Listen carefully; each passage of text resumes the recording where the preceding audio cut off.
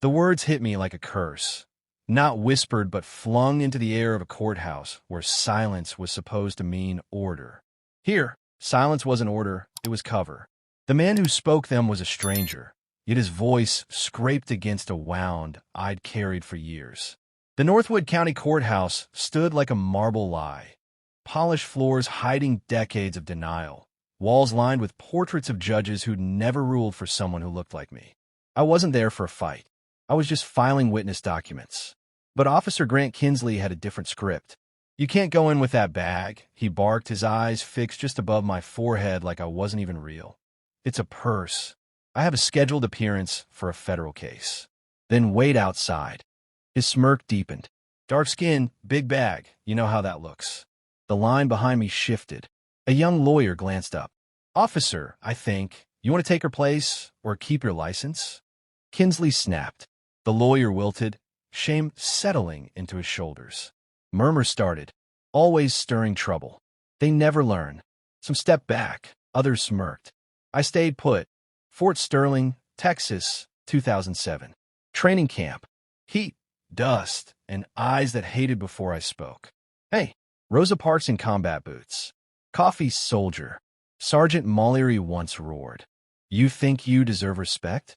You're disposable, just like all of yours." That night, I didn't cry. I planned.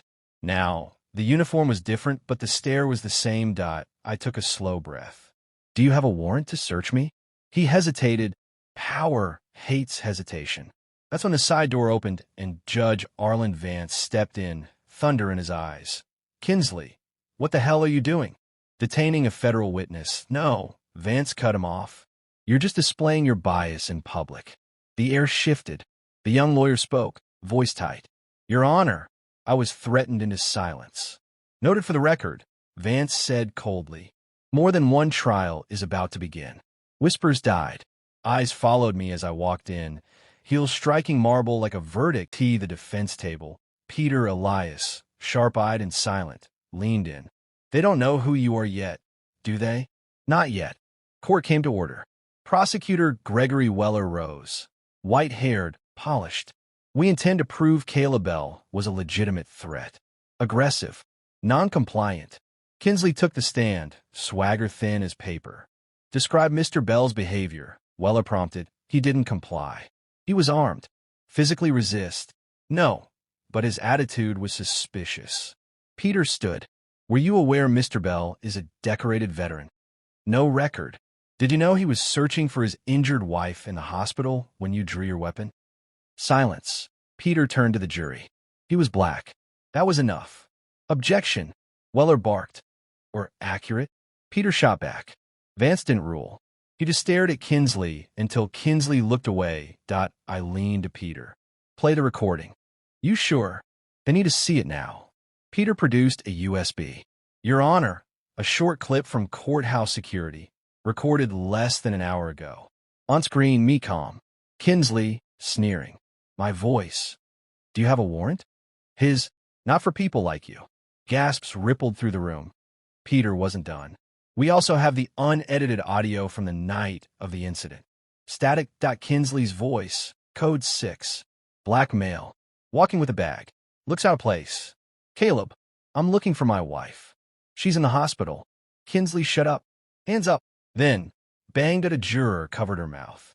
A man slipped out. "That wasn't defense," Peter said. "That was fear. That was bias." Vance's voice was low. "How did you obtain this?" I stood. "Arya, A.L. Retired forensic analyst, DHS. It was sent anonymously. I verified it myself." The judge's face tightened. "This changes everything." From the back, a young court officer spoke, trembling. "My brother was stopped 2 months ago. No reason." And I said nothing. I can't stay quiet anymore. The gallery was silent, shamed. Peter's hand brushed mine under the table. "They'll come after you." "Let them." Vance removed his glasses.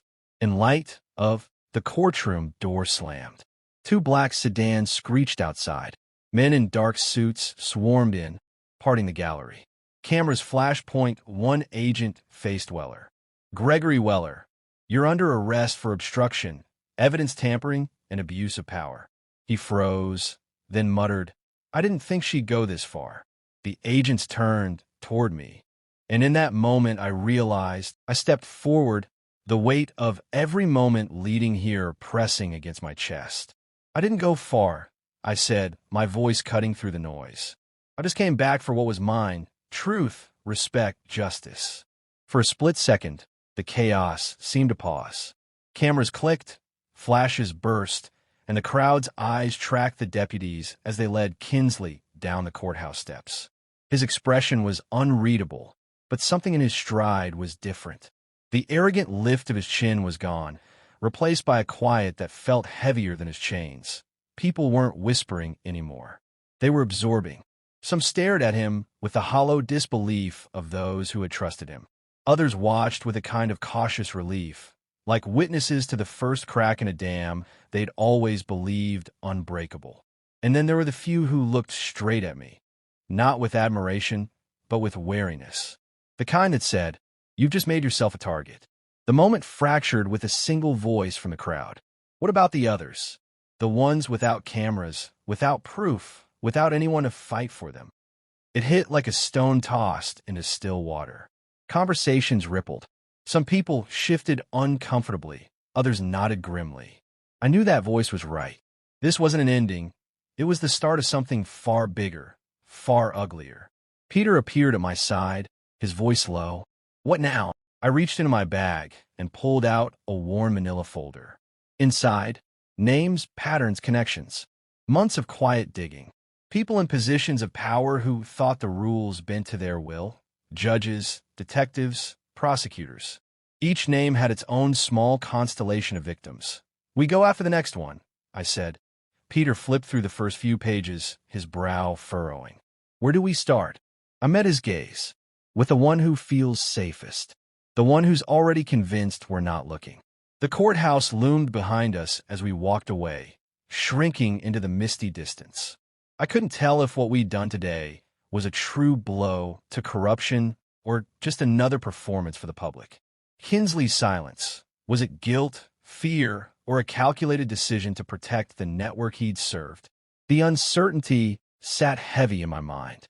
A light drizzle began to fall, pattering on the brim of Peter's hat. The city lights reflected off the wet pavement, turning the streets into dark mirrors. We kept moving, taking back alleys to avoid the swarm of cameras and questions. We ended up in a small, dim diner on Westlake, the kind that hadn't changed its menu in 30 years. The waitress, without a word, poured coffee for both of us. Peter opened the folder again, his finger tracing the photograph of a prosecutor. "If we start here, we risk exposing ourselves before we understand the whole web," he said. I took a slow sip. Exposure's exactly the point. If they know we're watching, they start making mistakes. He studied me, as if weighing the cost of following me into this fight. "You're ready for war?" "No," I said quietly. "I'm ready for the truth to be louder than their lies." Between bites of stale pie, we drew out a plan. What reporters to approach, where to dig for records, which back channels might yield leads without tipping off the wrong people. The map grew more tangled with each step, the lines between law and crime blurring until they were almost indistinguishable. When we finally stepped outside, the rain had stopped. The air smelled sharp, clean, as if the city had been scrubbed, though we both knew the rot ran deep beneath its skin.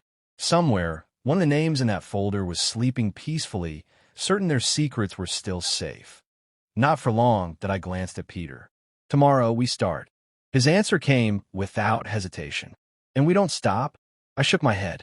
"Not until every name in that folder is crossed out."